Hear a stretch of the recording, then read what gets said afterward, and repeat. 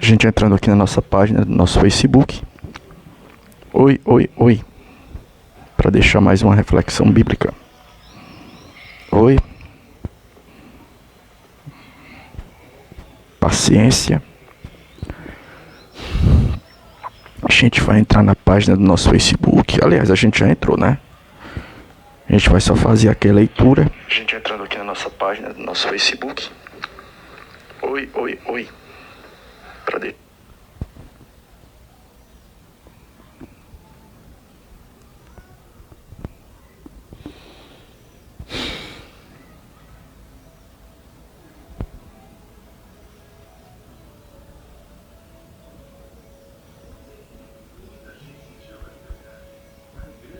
Oi, oi, oi, oi, oi. Oi, oi, oi, oi, oi. Som, som, som. Oi, oi, oi, oi, oi. É quase o final do Silvio... Não, o final do Silvio Santos, ele dizia ui, ui, ui, ui, ui. Era uma brincadeira do Silvio Santos, né? Aqui, oi, oi, oi. Só pra ver se o som tá legal. A gente aqui mais uma vez fazendo uso da nossa página social para deixar aqui uma reflexão bíblica, sem fazer muito arrodeio. Teve um vírus aí, um treco que entrou nessa nossa página, que tirou apagou muita reflexão da gente. E eu tô assim, eu acho que com certeza essa reflexão desse texto que a gente vai trabalhar foi apagado. Apocalipse 2, do 1 ao 7. Apocalipse 2, do 1 ao 7. Carta de Jesus, né? Jesus endereçando ali uma palavra às 7 igrejas da Ásia, né? Uma palavra ali direcionada para a igreja de Éfeso. Apocalipse capítulo 2, do 1 ao 7, né? Messias, me responde uma pergunta. Qual é? Uma pregação, para ela poder ser considerada pregação, ela tem que ter o quê? Primeiro, tem que sair da Bíblia. Porque se não sair da Bíblia, isso aí não é pregação cristã, é outra coisa. É discurso, é conversa, é balela. Então uma pregação, para ser pregação, tem que sair da Bíblia. Segunda coisa, o texto tem que ser lido, né? Você tem que ler o texto, né? Estranho, acho esquisito você ir para uma igreja em que alguém prega, mas não lê o texto. Tem que ler o texto, né? Para que o ouvinte possa acompanhar a pregação que vai sair da Bíblia. Primeira coisa, uma pregação, para ser pregação, tem que sair da Bíblia. Segundo, o texto tem que ser lido. E terceiro, uma coisa tão simples, né? Você tem que meditar, refletir. Além de explicar o que está no texto, você também tem que fazer uma aplicação prática. Não é fácil, né? Até eu assim, ó, tudo na vida da gente tem que ser com equilíbrio, né? Aí às vezes nós somos meio desequilibrados, né? Às vezes a gente quer ser espiritual demais, né? É espiritual demais e tal. Tem as pessoas que são espirituais demais em que sentido? Na questão da pregação. É que a pessoa é tipo, eu vou orar, eu vou jejuar e tal, para Deus me dar uma palavra. Mas a pessoa não se dá o trabalho nem de ler Bíblia. Não lê o texto, não medita, não estuda, né? Aí a pessoa coloca toda a responsabilidade somente em Deus. Então, eu vou aqui orar e tal, mas a pessoa não lê, não estuda o texto, não medita, né? Aí fica complicado. Deus, ele dá a rede pra gente pescar, mas os peixes ele não dá, não. As condições pra gente estudar a Bíblia, Deus dá, mas a gente também tem que fazer a nossa parte. Aí já tem pessoa que é do outro extremo, né? Aquela pessoa técnica demais, né? Que só faz ler o texto e tal, adquire o conhecimento, mas não ora. Também não pede a direção de Deus. Eu só vou dizer uma coisa para você, que nessa questão de pregar a palavra de Deus, tem que haver essa cooperação. De quê? Aquilo que a gente pode fazer, Deus não vai fazer não. E o que é que a gente pode fazer? Ler o texto e estudar. E depois Deus vai nos auxiliar. Deus vai ser o nosso cooperador em que sentido? Né? Ele vai trabalhar na nossa mente, vai fazer a gente enxergar algo no texto que antes a gente não enxergava. Tá entendendo? Isso é a providência divina. Então, nessa questão da pregação, tem que haver isso aí também, né? A cooperação de ambos, né? Ambos trabalhando ali, um junto com o outro. O ser humano trabalhando com a cooperação do Senhor nosso Deus. Porque também Deus não vai fazer o que a gente pode fazer, não, né? Então, vamos ler aqui. Eu digo isso principalmente porque Porque tem gente que às vezes bate no peito e não sabe nem o que é ser cristão. É como eu digo muitas vezes nessa live. O cara não conhece, não sabe o que é pregação. Aí não, ele vai, às vezes ele vai para uma tal de uma igreja ali, nem Bíblia o pessoal lá usa, nem lê. Aí, quando vê um pregador de verdade, chegando, por exemplo, aqui, que é difícil também na internet isso, né? Você vê um pregador de verdade chegando, por exemplo, na internet, ou então em uma congregação, lendo o texto, explicando e aplicando, a pessoa toma um susto, né? Toma um susto. Se é que você está me entendendo essa rápida introdução, né? Porque, irmão, tudo começa com a pregação. A Bíblia diz que a fé vem pelo ouvir. É a Bíblia que diz isso, né? A partir do momento que você começa a compartilhar aquilo que está na Bíblia, irmão, a Bíblia ela é inspirada por Deus, cara. O que está na Bíblia é inspiração divina. Deus usou homens para escrever o texto, mas esses homens foram inspirados por Deus. Então, quando você compartilha esse texto, você medita, automaticamente no mundo espiritual você está apertando um gatilho. Você está acionando algo. Anota aí no teu caderno. Quando você está fazendo uso da Bíblia, você está pregando, no mundo espiritual você está apertando o gatilho, você está dando início ao funcionamento de um mecanismo. Quando você está pregando a palavra de Deus, a Bíblia, explicando o texto, cara, com temor de Deus, você está mexendo algo no mundo espiritual está se movendo. Existem engrenagens que estão girando. Então, irmão, não é brincadeira não, cara. Cara, a Bíblia Sagrada é a palavra de Deus. Então, quando você está trabalhando com esse texto, com temor, algo vai acontecer na vida do ouvinte. Da ouvinte. Por quê? Porque ali você está acionando um mecanismo no mundo espiritual. É um tipo de senha, né? A Bíblia diz que Jesus olhou para Pedro, lá no Evangelho de Mateus, e disse: eis que eu te dou as chaves. A chave do céu, né? Aí o povo que não entende das coisas pensa que a chave do céu é que quando chove, é São Pedro que aciona uma chave. Não, São Pedro acionou a chave.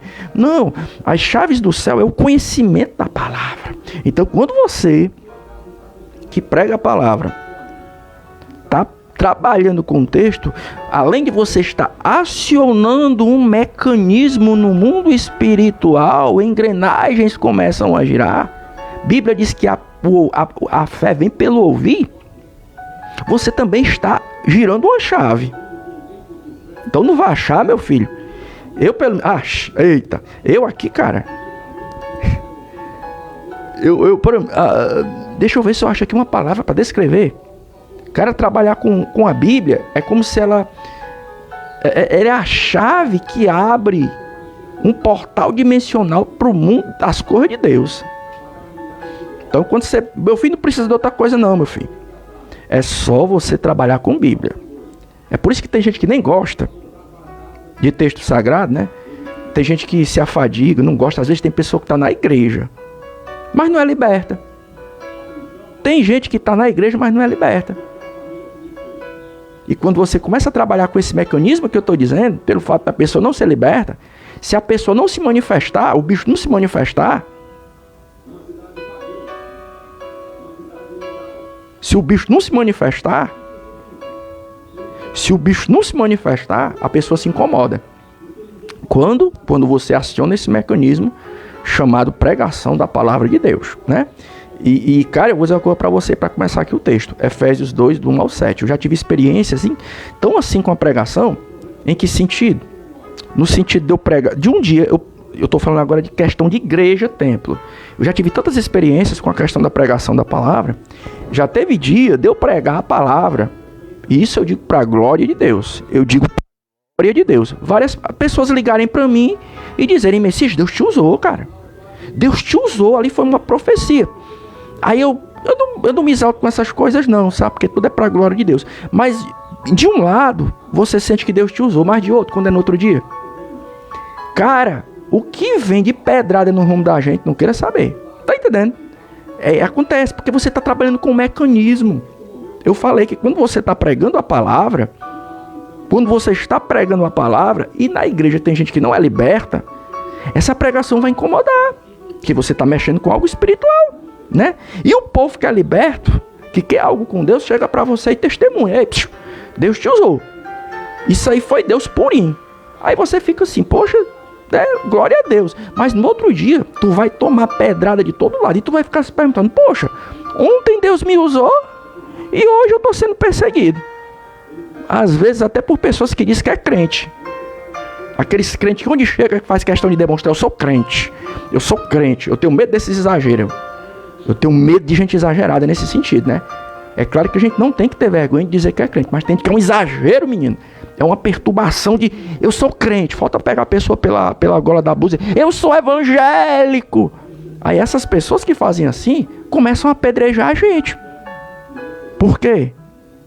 Porque você mexeu com um instrumento, com um mecanismo que mexe com o mundo espiritual. E que mecanismo é esse? É Bíblia Sagrada. Messias entra no texto. Irmão, quando você prega a Bíblia, quando você prega a palavra, você está acionando um mecanismo. Você está acionando uma chave. E quando Deus ele usa você na pregação, quando você prega com temor a Deus, de um lado, quem é liberto vai chegar para você e vai testemunhar, Deus te usou. Mas de outro lado, vai vir gente muitas vezes que está dentro da igreja, te apedrejando. E você vai se perguntar, ai, Deus me usou ontem e hoje eu estou tomando pedrada desse povo que diz que é crente. Por quê? Porque não é liberto. O cão fica com raiva. E os que não se manifestam, e você sabe que tipo de manifestação é que eu estou dizendo, o diabo usa de outra maneira. Vai falar mal de você, vai lhe esculhambar, vai levantar falso testemunho, vai falar de coisas. Eu posso falar uma coisa aqui para você? Só para entrar na pregação, deixa eu contar para você uma coisa que aconteceu comigo uma vez. Eu não digo isso, não é rebaixando quem passa por esse processo, porque Deus ele liberta e Deus faz a obra. Mas deixa eu dizer uma coisa para você, eu nunca fumei na minha vida. Nunca fumei. Eu sofria de asma quando eu era mais jovem. Quando eu era criança eu sofria de asma. Então, meu amigo, tô falando mal de você que faz isso não, viu? Quem fuma perto de mim, cara, eu já fico cansado. Ainda hoje eu não tenho aquelas crises de asma que eu tinha no passado, mas eu fico tipo cansado. Mas não teve uma pessoa que uma vez chegou para Dona Antônia Souza, a minha mãe adotiva, e disse, Dona Antônia, vamos orar por esse rapaz. Uma pessoa da igreja. Aí a minha mãe, por quê? Depois minha mãe me procurou, porque a minha mãe era viva. Aí eu, por quê, mãe? Deus me revelou que o Messias está fumando. Deus me revelou que o Messias está fumando. A pessoa chegou para minha mãe adotiva, que já passou para o Senhor. Ela estava afastada, mas se reconciliou antes de passar para a glória, nesse período, sabe? E disse, Dona Antônia, eu estou orando pelo Messias. E a minha mãe, por quê? Porque o Messias, Deus me revelou o Messias fumando. Eu estava ali no momento de consciência. Então, entenda bem. Entenda, trabalhar com pregação, né, é coisa séria. Eu posso até dizer que está dando início a uma sessão de exorcismo. Olha aqui o que eu vou dizer. Você pregar a Bíblia no temor é você estar dando início a uma sessão de exorcismo. Quem é liberto vai chegar e vai testemunhar. Deus te usou. Eu senti a glória de Deus. Agora quem não é e está dentro da igreja, se não se manifestar, no outro dia vai estar tendo até visão. Eu estava jejuando e Deus revelou. Aí a revelação que essa irmã deu para minha afinada mãe, revelou uma coisa que eu não fazia nem quando eu era descrente. Fumava. É sério, cara, é campo de batalha. Tá pensando que é brincadeira? Tá pensando que eu sou charlatão? Eu não perco nem meu tempo, sabe, com esse tipo de gente. Quando eu noto que a pessoa tá começando a me perseguir, dizendo, Deus me revelou isso, Deus me revelou isso, Deus revela o pecado. Cara, eu tô com a minha consciência tranquila. Eu deixo a pessoa lá, latindo sozinha. Mas por que essas marmotas acontecem? Eu falei pra você. Quando você está pregando a palavra do jeito que ela é, entendeu o que eu falei? Quando você está pregando a palavra no temor de Deus, você está dando início, você está acionando um mecanismo e está dando início a uma sessão de exorcismo. Quem for liberto vai testemunhar e dizer, Deus falou comigo, eu vi a glória de Deus. Agora quem não é, meu filho, no outro dia se der bobeira vai ter até visão mentirosa. Como essa pessoa que teve essa visão a meu respeito. Diz que vamos orar pelo Messias, que ele está fumando. Aí eu nunca fumei nem quando eu era descrente. E essa visão está com uns mais de 15 anos. Aí, às vezes eu fico olhando assim. Aí quando eu trombo com esse tipo de gente, nos dias de hoje, eu já só experiente, já é o cão se manifestando.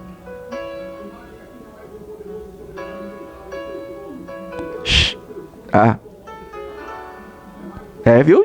Anota no teu caderno. Pregar a palavra de Deus, a Bíblia, no temor, explicando, aplicando. No temor, você está dando início a uma sessão de exorcismo.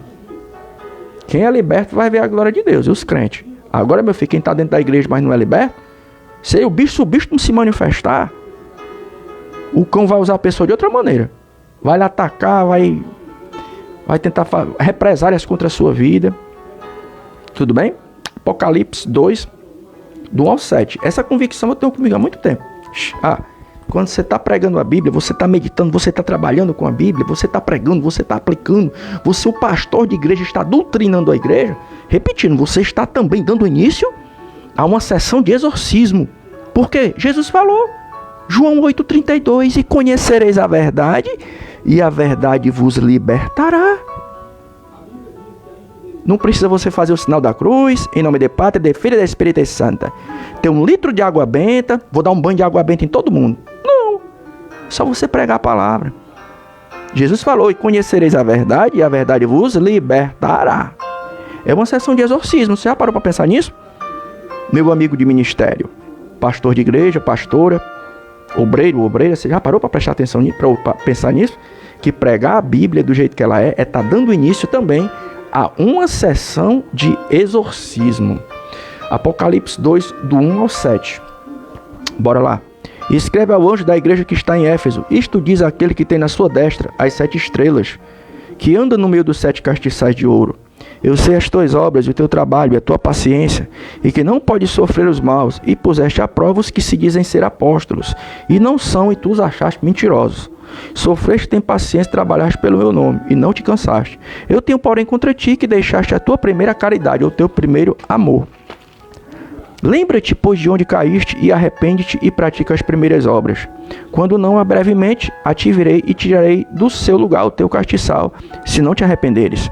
Tens, porém, isto que aborrece a obra dos nicolaítas, os quais eu também aborreço. Quem tem ouvidos ouça o que o Espírito diz às igrejas.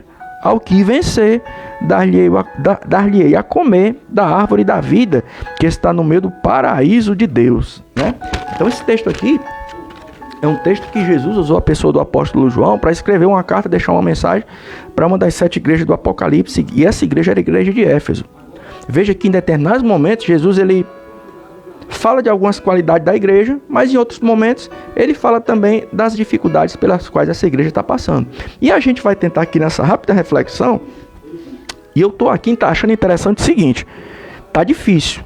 Hoje você vê alguém, tá com tempo que eu não vejo ninguém de forma expositiva trabalhar com textos assim, tá com tempo que eu não vejo ninguém pregar de forma expositiva.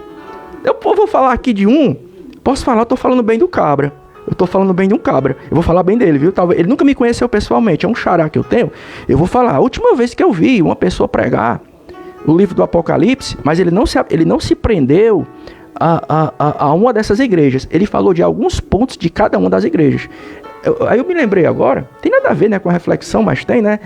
Um xará que eu tenho aqui, que é um dos nossos pastores gerais do Templo Central, Assembleia de Deus Ministério Templo Central, cujo nome dele é Messias de Castro. Nunca nem eu sou um anônimo, né? Ele não me conhece pessoalmente, o pastor Messias de Castro. Mas eu já vi uma vez, em uma pregação na sede, ele pregar alguma coisa a respeito das 7 igrejas do Apocalipse. E ele pregou com um fervor tão grande, sabe? Você se toca quando o cara é fervoroso, né? O Messias de Castro. Ele foi pregando devagarinho, na maior calma, mas aquele tom de voz passava um fervor espiritual tão grande. Messias de Castro, um xará que eu tenho, sabe? Aí o pessoal aqui de onde eu moro, quando tá brincando comigo, me chama de Messias de Castro. Aí eu digo assim, que é isso, né? É um dos nossos pastores líderes que nós temos na sede do nosso Ministério Templo Central, né? É um dos poucos que ainda ouvi pregar alguma coisa a respeito das 7 igrejas do Apocalipse, né? Então o que é que acontece? Essa carta à igreja de Éfeso, não somente ela, mas as outras 6, são momentos em que Jesus não vai somente apontar os defeitos, mas também as qualidades. E a gente, nessa nossa rápida reflexão, a gente vai tentar apontar algumas qualidades da igreja de Éfeso e também algumas das dificuldades pelas quais ela estava passando, sem fazer muito arrodeio, tudo bem? Primeiro, olha o que Jesus vai dizer aqui. Escreve ao anjo da igreja que está em Éfeso. Isto diz aquele que tem na sua destra as 7 estrelas e que anda no meio dos 7 castiçais de ouro. Se apegue a uma coisa aqui, ó, que anda no meio dos 7 castiçais de ouro. O que é um castiçal? É um candelabro, né? Um candelabro. E aqui no livro do Apocalipse, quando alguém fala de candelabro, o candelabro no tempo dos judeus era aquela luminária de 7 braços. Em cada um dos braços ficava um foguinho aceso, né? Ficava ali um foguinho aceso, um candelabro de 7 braços. E quando você está lendo o primeiro capítulo do Apocalipse, a própria Bíblia vai afirmar e vai dizer que o candelabro de 7 braços, o castiçal, é um símbolo da igreja. Então, quando a Bíblia diz que Jesus estava passeando pelo meio dos 7 castiçais, o que a Bíblia está querendo dizer? É que Jesus está andando no meio das igrejas. Aí o que a Bíblia diz? Onde estiver 2 ou 3 em meu nome, aí eu estou no meio deles. Ou seja, no momento do culto em que você está cultuando a Deus, existe algo no mundo sobrenatural acontecendo. Quando você está reunido em um local de culto, cultuando ao Senhor Jesus, algo no mundo sobrenatural está acontecendo. Foi como eu falei no começo. Existe algo se movendo. E a Bíblia aqui diz que esse que está se movendo, quem é? É a pessoa de Jesus. A Bíblia diz que Jesus anda no meio dos 7 castiçais. E esse andar, esse caminhar, chama a atenção da gente para tanta coisa. Primeira coisa, é que o nosso Jesus não está parado. O nosso Jesus não está parado, de braço cruzado ali, ó. Tem uma linha de pensamento aí que se chama deísmo. O deísmo diz que Deus, ele fez tudo, criou tudo, mas não se move, fica ali parado, inativo, vendo tudo acontecendo de braço cruzado. Não, a Bíblia diz que Jesus passeava no meio dos 7 castiçais. Então o que é que eu entendo aí? O que é que eu entendo? É que o nosso Jesus está caminhando, ele está trabalhando, ele está observando, né? Às vezes nós passamos na igreja e a gente passa pelas pessoas, às vezes nem cumprimenta, não dá nem a paz do Senhor Jesus Cristo. Às vezes a gente, quem é obreiro, né? Assembleia de Deus, por exemplo, o obreiro passa para a tribuna, às vezes o obreiro passa nas carreiras para a tribuna. E às vezes passa por um membro, passa por outro, né? Nem observa, nem olha, às vezes não dá nem a paz do Senhor, né? Mas Jesus não. A Bíblia diz que quando Jesus está andando no meio dos 7 castiçais, nós entendemos que ele também está nos observando. E eu posso até aqui conjecturar algo que eu creio que eu não estou ferindo o texto. Eu creio que quando Jesus, meu Deus, quando Jesus ele está passeando no meio da igreja, ele também está com uma expectativa. Eu vou conjecturar algo aqui. Quando Jesus está passeando no meio dos 7 castiçais, o que é uma expectativa? O que é uma expectativa? É você olhar para alguém na expectação, na esperança de ver alguma reação da pessoa. Meu filho, quando Jesus está andando no meio da igreja, ele também está numa expectação. Sabia? Uma expectativa. O que é que ele está esperando? É encontrar um coração aberto para ele poder fazer a obra. Quando Jesus está passeando no meio da igreja dos 7 castiçais, ele não está andando somente por andar, não. Ele está ali observando nos bancos, está olhando um, está olhando o outro, com uma expectativa. Que expectativa é essa? É de encontrar alguém com o coração aberto para ele fazer a obra. Agora, para eu passar para o próximo versículo, meu filho, quantas vezes o meu Jesus já não se decepcionou comigo e contigo? Quantas vezes Jesus já não se decepcionou comigo e com você?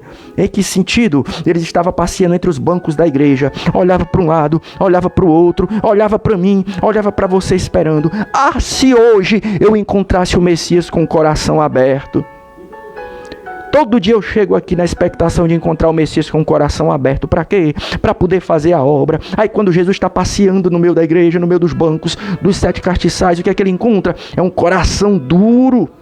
Um coração fechado. Meu Deus! Quantas pessoas Jesus não está querendo encher com o seu Santo Espírito?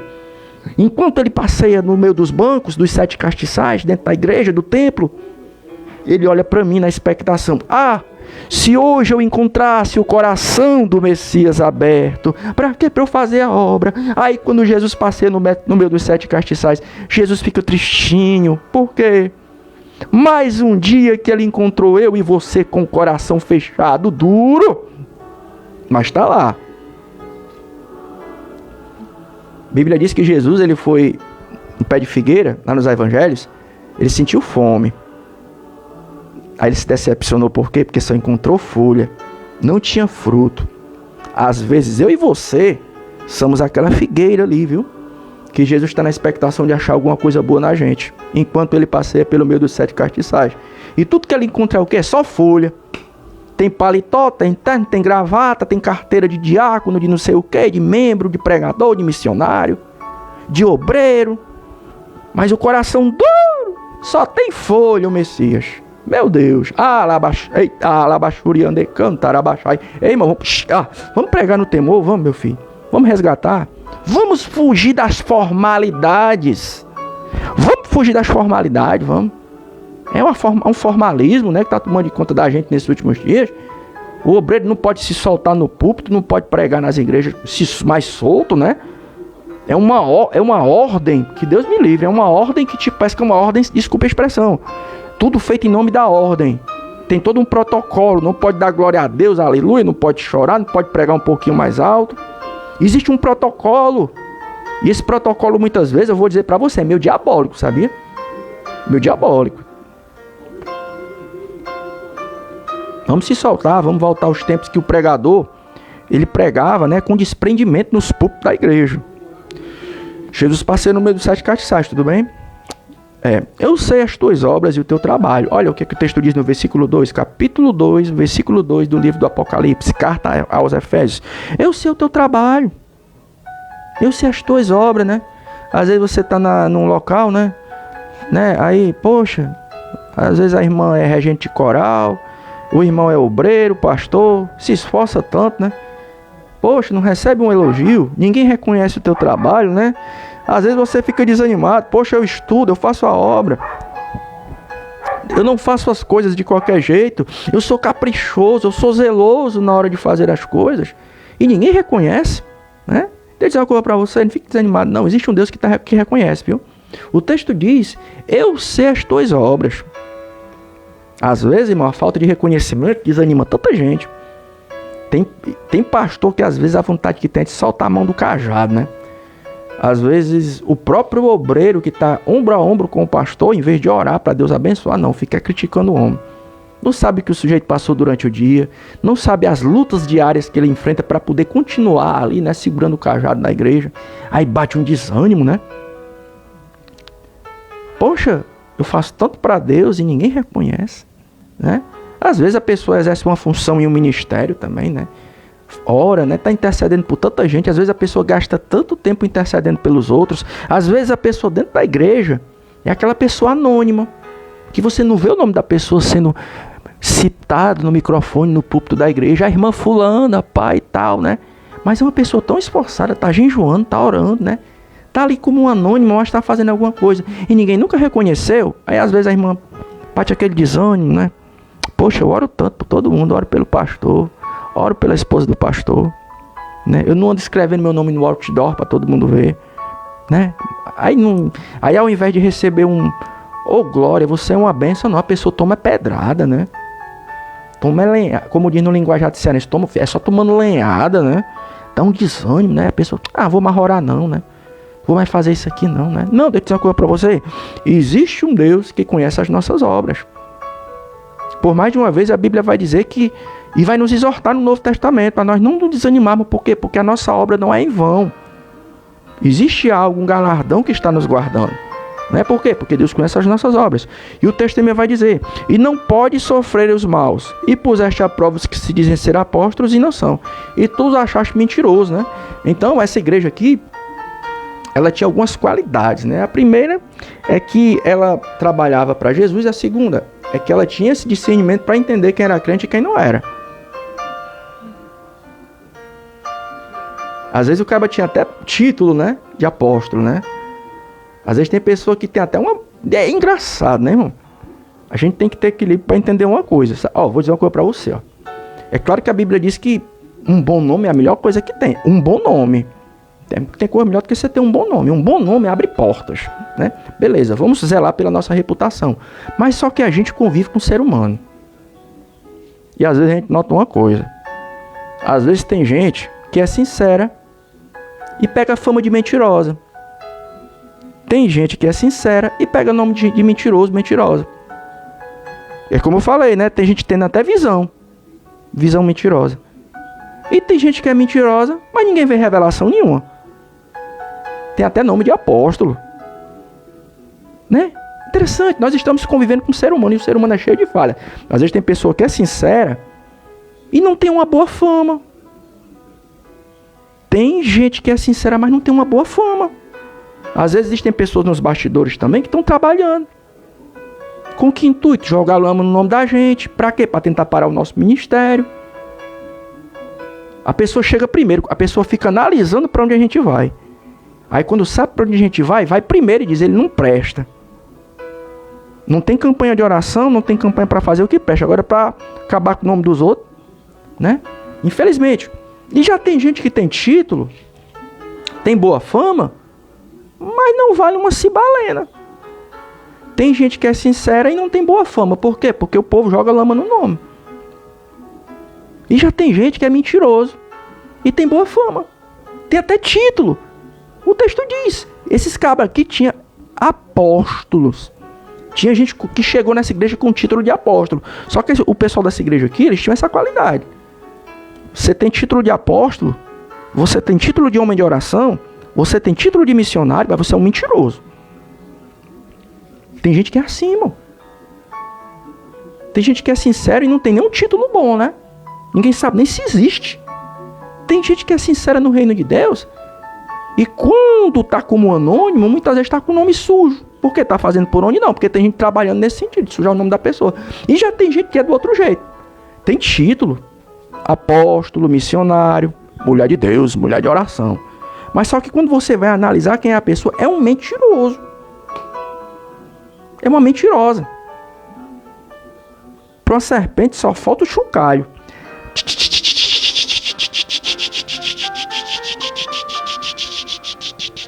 O chocalho. Mas só que essa igreja aqui, eles tinham uma qualidade. Qual era? Uma qualidade que muitos de nós ainda não tem. É de saber diferenciar entre o joio e o trigo.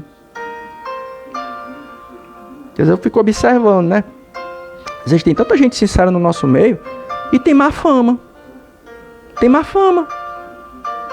E você fica, poxa, por que esse cara aí tá com essa má fama toda? Sendo que é homem de Deus. É exatamente por isso. Porque é homem de Deus. Aí, é igual eu falei uma vez lá no meu trabalho, eu disse, tu já viu pichador ter prazer em pichar parede suja? Tu já viu pichador? Não tô falando de grafiteiro não, porque grafiteiro é uma coisa, pichador é outra. Grafiteiro é aquela galera que faz aqueles trabalhos de rua, né? Faz até uns desenhos bonitos, coloridos, parte de rua, né? Grafiteiro é uma coisa, pichador é outra.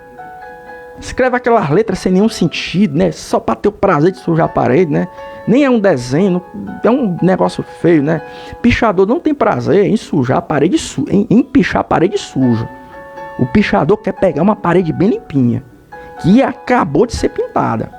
Uma vez uma pessoa chegou para outra e perguntou, vem cá, por que o povo fala tanto mal de tu? Por que o povo tu vai falar de tu é para falar mal de tu? Aí o cara respondeu, né? O irmão respondeu.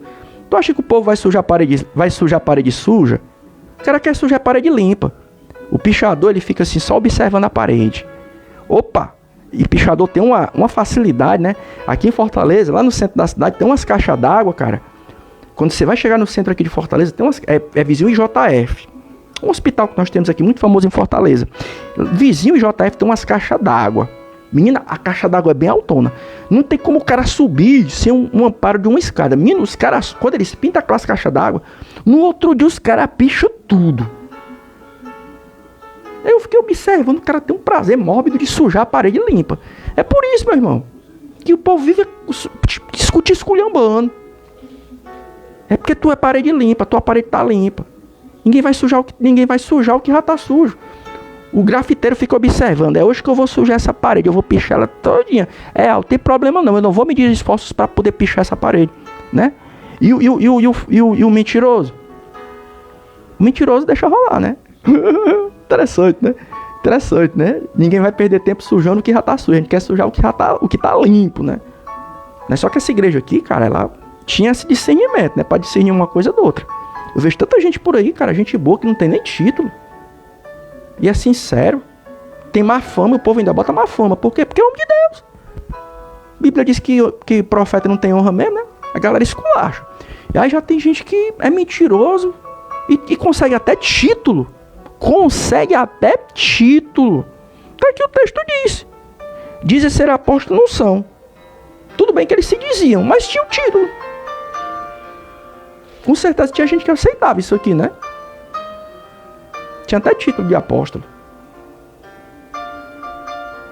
Aí a igreja matou logo. Você tem título, mas você é um mentiroso. O ser humano é desse jeito, né, irmão? É por isso que eu falei, tem que pregar, velho.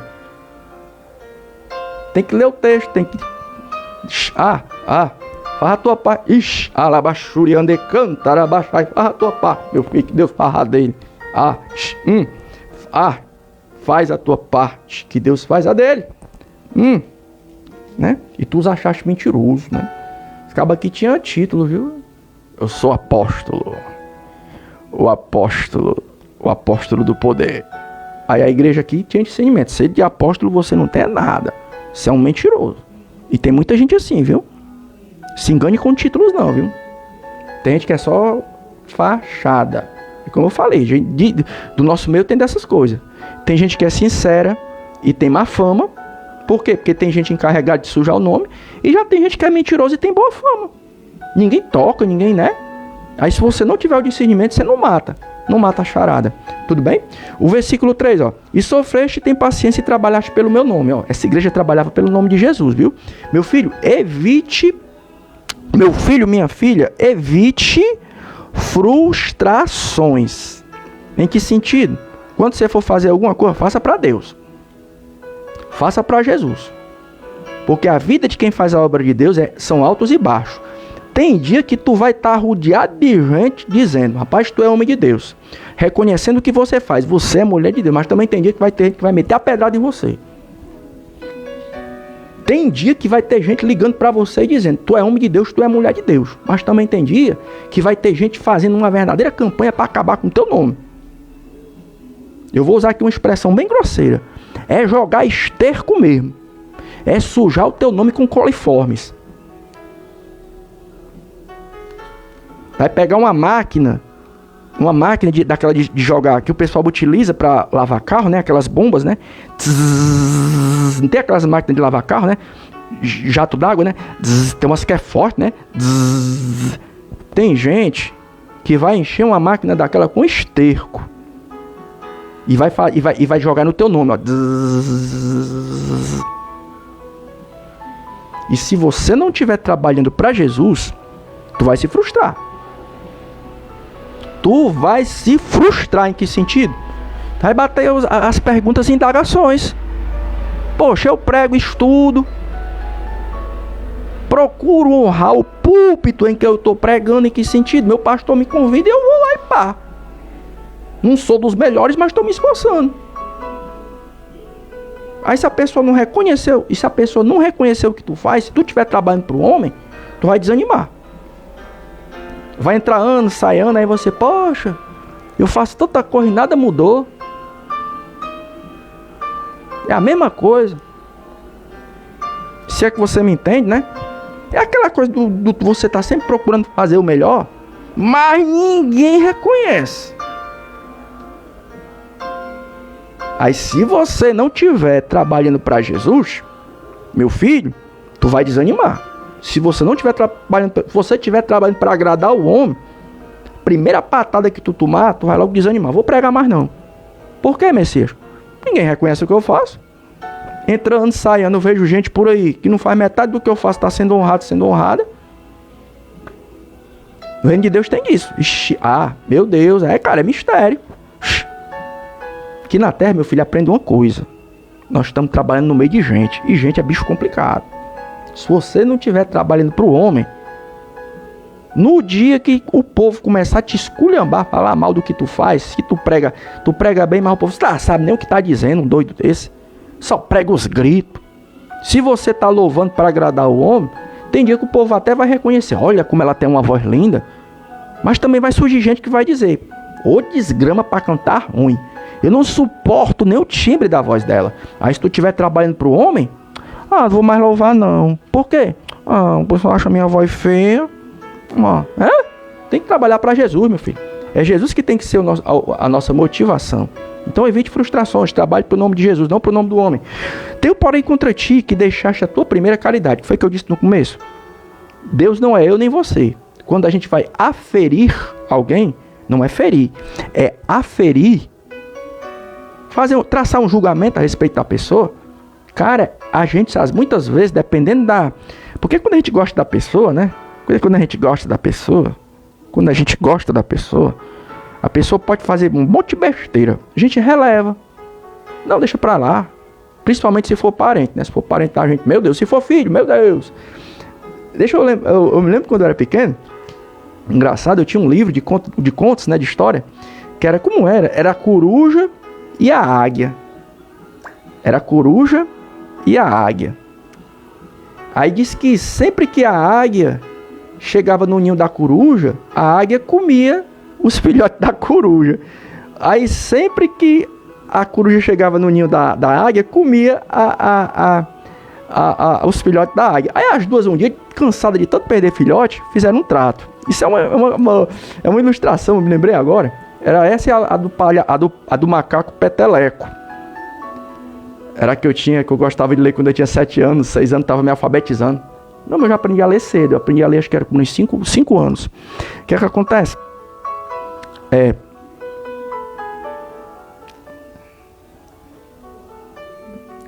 Elas fizeram um trato. Mulher, nós estamos tendo muito prejuízo. Todo dia tu come meus filhotes, todo dia eu como os teus. Vamos fazer uma trégua? Vamos parar de comer nossos filhotes? Aí a águia falou para a coruja: Dona Coruja, como é que eu faço para identificar os teus filhotes? Porque tipo, eu chego no ninho, aí eu não quero comer teus filhotes. Aí Dona Coruja, como é que eu faço para saber que os filhotes são teus e não comer teus filhotes? Aí a coruja disse: quando você chegar no ninho e você vê aqueles passarinhos lindos, a coisa mais linda, pode saber que são meus filhos. Mas só com os filhotes de coruja, pensa num bicho feio. Aí um dia a águia chegou naquele ninho, viu aqueles bichos feios, né? Aí a coruja, a águia, né? Pai, esses filhotes aqui não é da coruja, não. Que a coruja disse que os filhos dela é a cor mais linda do mundo. Eu vou comer tudinho. Aí a águia comeu os filhotes da coruja. A coruja chegou chorando: Dona Águia, nós fizemos um trato. A senhora disse que não ia mais comer meus filhotes. Aí a águia: eu não comi teus filhotes, não. Comeu sim, tá aqui. Aí ela: eu não tenho culpa? Tu disse que eu não comesse os filhotes mais lindos que eu achasse. E eu achei essas coisas feias. Tá entendendo bem como é que é?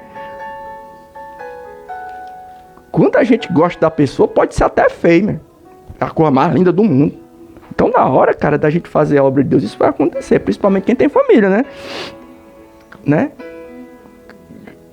A pessoa pode até fazer besteira. E Jesus não é como eu e você, não. Jesus é imparcial. Por isso que diz, né? Amor de mãe, só amor de mãe mesmo, né? O menino pode ser o mais feio do mundo, mas para uma mãe é a cor mais linda do mundo.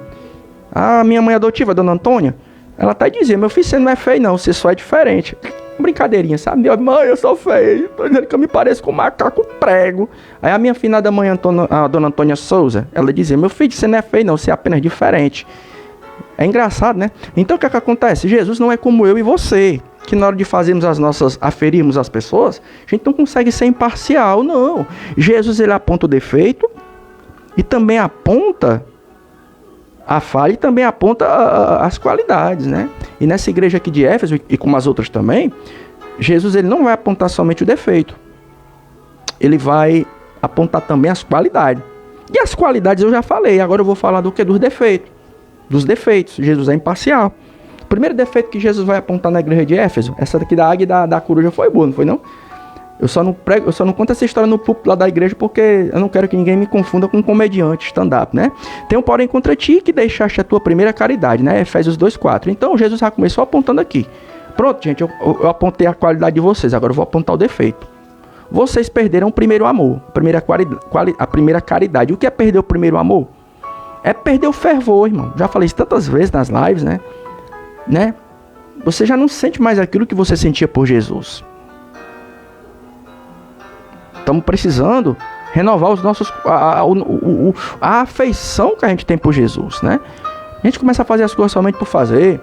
E você perder o primeiro amor é algo interessante, por quê? Porque muitas vezes quem perde o primeiro amor, ou perdeu o primeiro amor, muitas vezes não transparece na aparência da pessoa. Às vezes você vê a igreja mais linda do mundo. Os membros são lindos, tudo bonito, pá, né, e tal, e pá, né? Mas perdeu o primeiro amor, né? Hoje nós pertencemos a um ministério em que os templos não são simples como antigamente.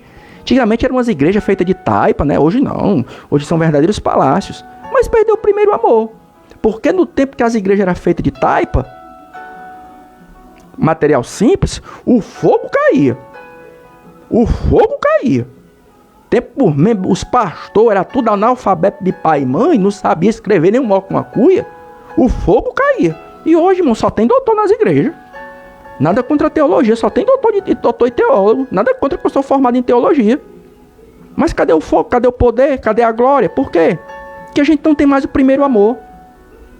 E a questão do perder o primeiro amor não é somente uma questão individual. Muitas vezes é uma questão coletiva. É todo mundo, cara, esfriando. Mas está indo para o escudo. Mas perdeu o primeiro amor, né? É perigoso, é perigoso. O versículo 5. Lembra-te, pois, de onde caíste e arrepende-te, né? Porque para essa igreja perder o primeiro amor, perder o fervor, esfriar, né? Algo aconteceu. É igual como se a pessoa traçasse no calendário. Depois desse dia aqui, foi que as coisas começaram a dar errado. É como se Jesus dissesse, procure no calendário aí.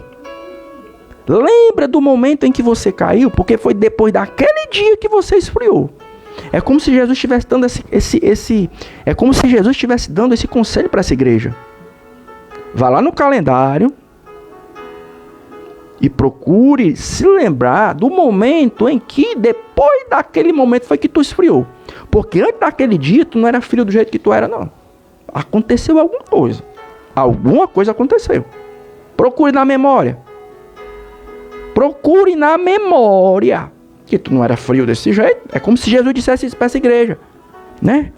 Lembra-te, pois, de onde caíste. Teve um momento na história da tua vida espiritual, da tua caminhada, que depois daquele dia foi que tu começou a fracassar espiritualmente. Procura aí no teu calendário, você que está mais frio que uma barra de gelo. Ou então uma igreja, como eu falei, frieza é uma questão individual e coletiva. Messias, o meu ministério, a minha igreja do qual eu faço parte, há algum tempo atrás, o povo era todo pegando fogo e hoje o povo esfriou. Procura no calendário aí. Alguma coisa aconteceu. Alguma coisa aconteceu. Né? A Bíblia diz que Sansão, depois que Dalila cortou o cabelo dele, ele perdeu as forças. Com certeza, se você perguntasse para Sansão em que dia, em que momento, em que hora cortaram o cabelo dele, mesmo dormindo ele ia saber dizer, foi naquela noite. Lembra aí, irmão? Qual foi o dia que Dalila cortou teu cabelo? Tu perdeu tuas forças. Tu lembra, cara? O dia que os filisteus furaram os teus olhos e tu perdeu a tua visão. Procura, lembra-te, pois, de onde caíste. Teve um dia e teve um momento que isso não aconteceu de uma hora para outra. Alguma coisa você fez, eu fiz pra gente perder o nosso primeiro amor. E pra gente poder dar início a uma renovação, a gente tem que procurar o que foi que aconteceu. Se você chegasse para Sansão e perguntasse, ei Sansão, foi num domingo, foi num sábado, que dia foi que Dalila cortou teu cabelo? Sansão ia responder, foi numa noite de sábado. Ela cortou meu cabelo e os filisteus furaram meus olhos. Em que dia foi que Dalila cortou teus cabelos? E eu estou falando no coletivo e no individual. Alguma coisa aconteceu para que eu e você viéssemos a nos tornar a barra de gelo que nós nos tornamos. Arrepende-te e pratica as primeiras obras. Interessante, né, cara? Essa igreja aqui, ó.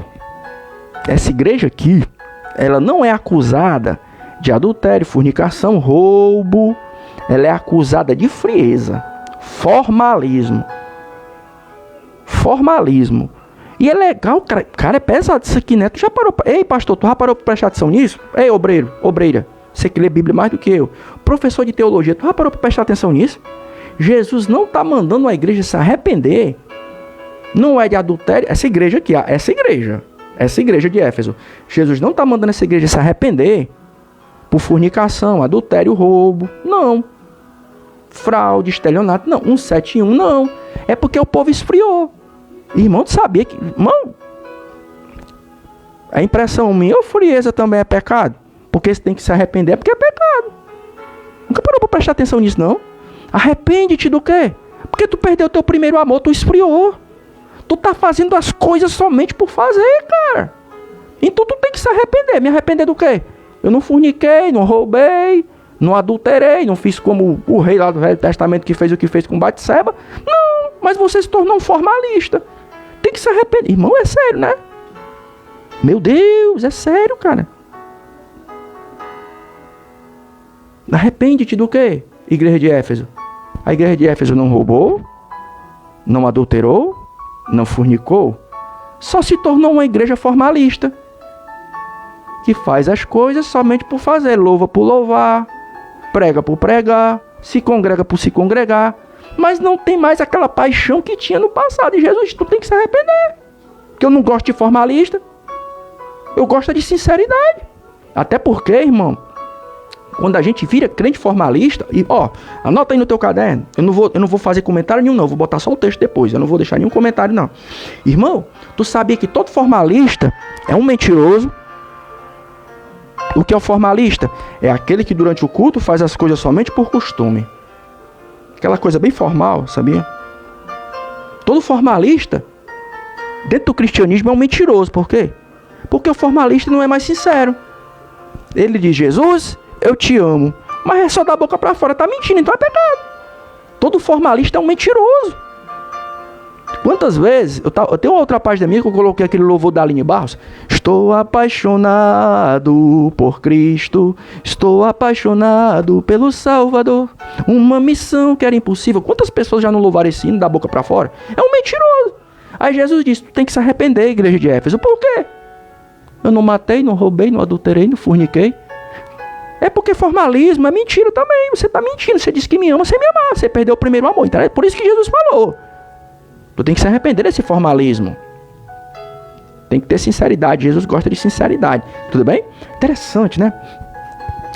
E pratica as primeiras obras, né? Ó, lembra-te, pois, de onde caíste. Arrepende-te desse teu formalismo. Tá fazendo as coisas somente por fazer. E pratica as primeiras obras, né? Então tem um momento na nossa vida, irmão, que a gente precisa voltar a praticar algo que a gente abandonou. Eu não sei o que foi que você deixou, o que eu deixei. Tinha coisa para Deus que a gente fazia no passado que a gente não faz mais. Existem obras que precisam ser resgatadas. Eu vou dizer só isso para você. Existem obras na igreja que precisam ser resgatadas. Tem coisa que você fazia para Jesus no passado, você da tua igreja fazia, e eu da minha, que hoje a gente não faz mais e Jesus está sentindo saudade. Tem coisa, existem obras que precisam ser resgatadas. Tem coisa que nós fazíamos para Deus há 10, 15 anos atrás, que hoje a gente não faz mais e Jesus está com saudade. Aí o meu pastor, ele fala muito na questão das vigílias, né? O meu pastor, o pastor que nos dirige na minha congregação, ele fala, né?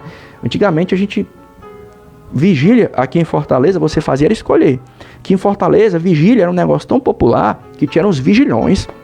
Tinha pastor que alugava o espaço aqui de um ginásio que tem aqui perto do Polo da Parangaba. Ele alugava aquele espaço, tinha os vigilhões no final de semana, chamava pregador para louvar, meninos, enchia de gente. Tinha até pastor que proibiu mesmo de ir para lá, porque não, você vai deixar a sua congregação para ir para aquele movimento lá do vigilhão, fique aqui com a gente, né? Tinha pastor que tinha até medo de perder a ovelha, porque era um negócio tão popular, e hoje a gente não vê mais essas coisas. Não estou aqui fazendo propaganda a respeito dessas coisas que aconteciam aqui em Fortaleza, não. Estou falando no sentido geral, né? Tem coisa que a gente abandonou. E Jesus está sentindo falta. Talvez sejam as vigílias, orações. Investimos mais tempo em campanhas evangelísticas no meio das praças. Orar mais, coisa que a gente não faz mais, né? Pregar. Doutrinas que a gente também deixou e abandonou e não toca mais no assunto, né? Não toca mais no assunto. Batismo no Espírito Santo, arrebatamento da igreja. Resumindo, tinha coisa que essa igreja fazia para Jesus e não fazia mais, e Jesus está sentindo falta, né? Pratica as primeiras obras, né? O versículo 6. Tem, porém, isto que aborrece a obra dos nicolaítas, aos quais eu também aborreço. Então tinha um ponto negativo e alguns pontos positivos com relação a essa igreja. Um ponto positivo. Essa igreja aqui não ela não compactuava com os nicolaítas, né? Era uma seita que havia naqueles dias, né? Alguns vão dizer que esses nicolaítas aqui, eles são fruto do pensamento de um diácono que se desviou. Um diácono da igreja chamado Nicolau, né? Que se desviou e deu início ali a seita dos nicolaítas, né? E Jesus vai dizer, eu tenho algo positivo a dizer a respeito de vocês. É que vocês estão aborrecendo a obra dos nicolaítas, né? Por quê?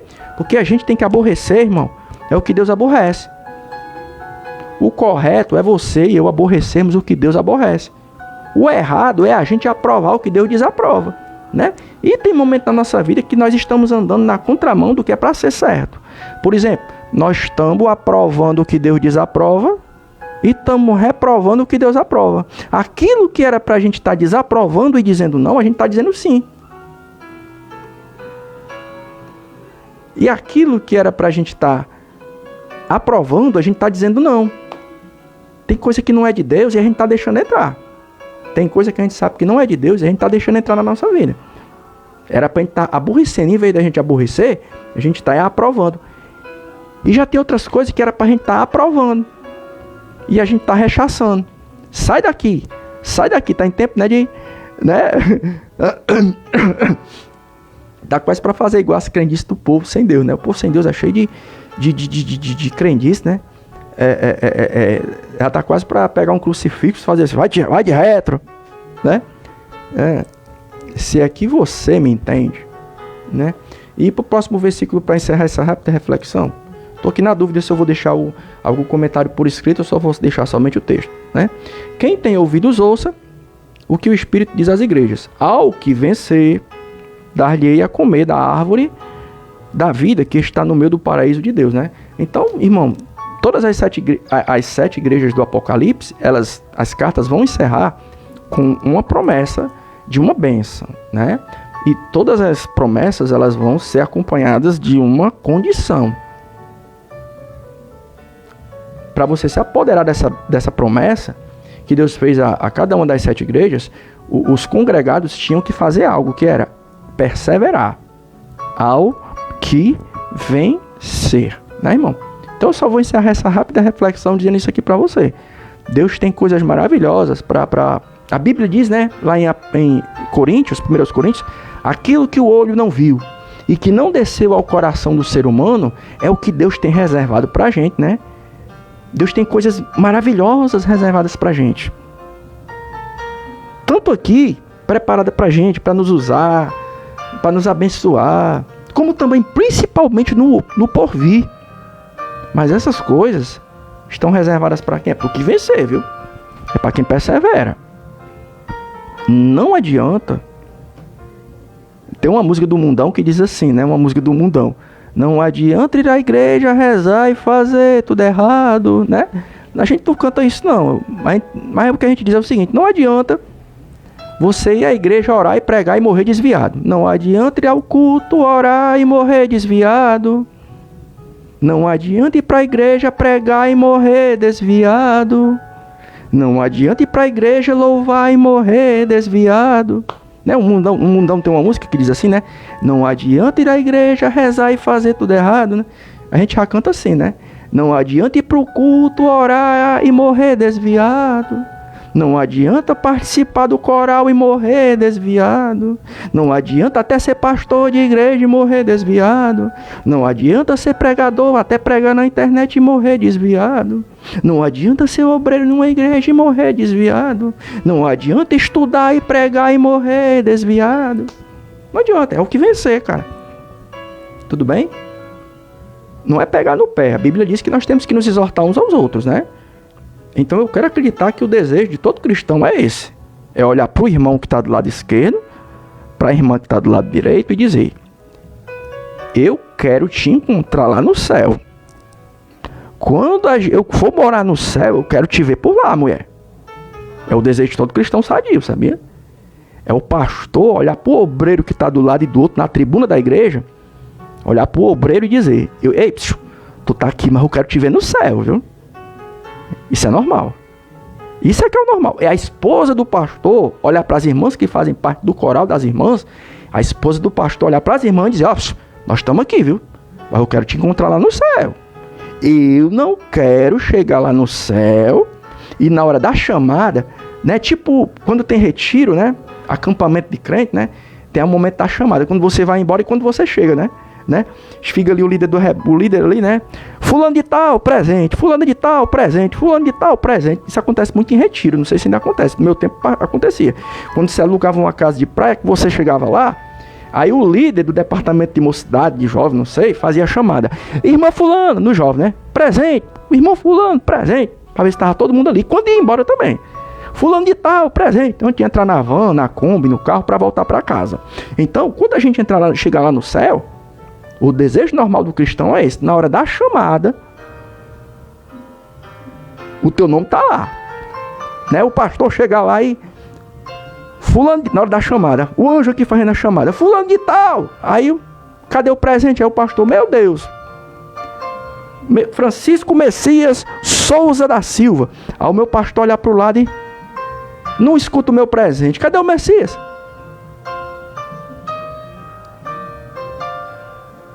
A irmã, esposa do pastor que dirige um coral, chega lá no céu, aí vai chegar a chamada das irmãs, né? A irmã Mariazinha do roupão, a Mariazinha do saião, Mariazinha do cabelão, a irmã Mariazinha do cabelo de fogo, né? Na hora da chamada, a esposa do pastor se decepcionar. Meu Deus, cadê ela? Sentou no conjunto, louvou com a gente e não veio para o céu, não subiu no arrebatamento. Então, meu querido, minha querida, eu quero acreditar que eu quero não. Nós temos que crer que o normal é o crente desejar isso.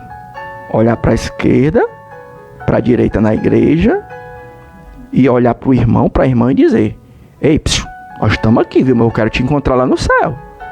Eu não quero te ver só por aqui, não. Eu quero te ver fazendo parte da lista dos que foram morar no céu. Eu não quero saber da notícia de que o teu nome foi riscado do livro da vida. Tem até uma das igrejas que Jesus diz, né? Ao que perseverar, o seu nome não será riscado do livro da vida.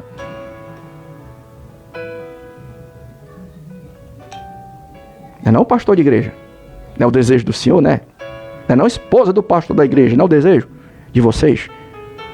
Né? É a gente olhar um pro lado pro outro e o pastor olhar pros obreiros. Paulo, tô olhando pra você, viu, cabra? Mas eu quero te ver lá no céu. Parou pra pensar? O pastor de igreja chega lá no céu, a esposa do pastor aí, na hora da chamada. Cadê a irmã Mariazinha do cabelo de fogo? Líder de jovem, né? Líder de jovens, né? Líder de jovem, né? Tá lá no céu, né? Vai fazer a chamada, hein? Cadê o meninozinho aquele que sempre vinha pros cultos? Cadê? Não subiu no arrebatamento, não. Né? Não, irmão. A Bíblia diz, é o que vencer. Tudo bem? Tudo bem? Vamos ver aqui depois se eu deixar alguma coisa anotada também, né? A gente leu, meu filho, minha filha, meu querido, meu amigo, minha amiga. Meu amigo, minha amiga, a gente leu Apocalipse, capítulo 2, do 1 ao 7, né? Essa nossa página aqui, simples, desse pregador anônimo, né? É apenas um apelo. É um apelo. Para quê? Para a gente voltar a cultivar o costume de pregar a Bíblia do jeito que ela é. Sem fazer arrudeio, né? Sem ficar botando muita coisa assim. Não, é pregar a palavra, é ler o texto e pá, né? Porque como eu falei no começo, quando você prega a palavra de Deus, você está acionando um mecanismo, coisas no reino de Deus estão se movendo, existem engrenagens que estão rodando, né? Também é uma pequena sessão de exorcismo, né? Pequena não, quando você está pregando a palavra é uma sessão de exorcismo. João 8,32 a Bíblia diz, e conhecereis a verdade vos libertará. Quem é liberto vai chegar para você e dizer, Deus te usou. Agora quem não é, meu filho, se não se manifestar ali na hora, depois vai querer dar uma pedradas em você, né? Então que Deus em Cristo continue abençoando a minha e a tua vida. Bom início de semana. Messias, tu tá hoje aí, segunda-feira. Tô reparando. Eu não vi o Messias segunda-feira. Que aconteceu um negócio aí, né? Aí a gente teve praticamente hoje um dia de folga, né? Eu aproveitei até para resolver algumas coisas que eu tinha para resolver. Eu aproveitei logo, opa, vou aproveitar logo esse dia de folga para resolver logo algumas coisas hoje, né? Alguns assuntos aí que a gente tinha para resolver. E estamos aqui pregando a palavra de Deus na nossa página, né? Não vamos enterrar o nosso talento não, né? Você também tem um celular, você tem uma rede social, faça alguma coisa para Deus, cara. As redes sociais não são somente para divulgar coisa ruim não, cara. Dá pra gente pregar a palavra de Deus também aqui. Tão bom. Melhor ainda para quem prega. Você fala, prega, comenta, e ainda deixa algo escrito, né? Louva um hino aí, mulher. Pega um instrumento, rapaz. Faz alguma coisa para Deus. Te mexe, faz alguma coisa, né? Vamos usar nossa criatividade. Vamos usar a nossa criatividade para a glória de Deus. Boa noite. Tchau.